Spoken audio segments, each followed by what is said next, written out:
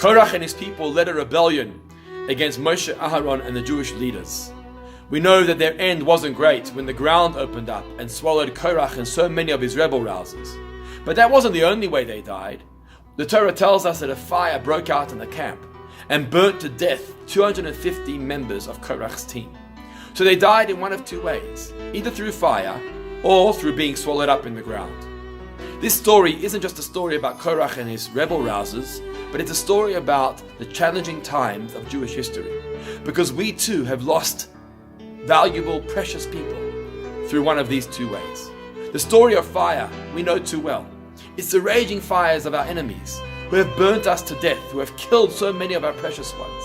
Take for example the Holocaust. How many of our precious people were burnt to death by the Nazis? How many homes and shuls were burned down to the ground throughout history by the raging fires of our enemies? But that's not the only way we've lost precious ones. We've also lost so many who have been swallowed up in the ground. The ground is materialism. The ground is a secular society.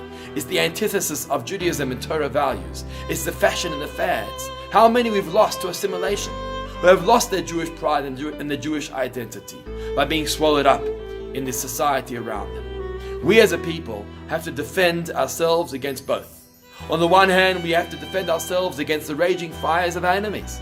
And together with that, we have to ensure that we don't lose precious members of our community, and in particular the younger ones, to being swallowed up in the ground. We have to educate them how important it is to have Jewish identity, Jewish pride.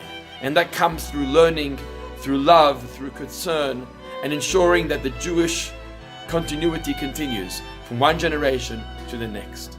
Shabbat Shalom.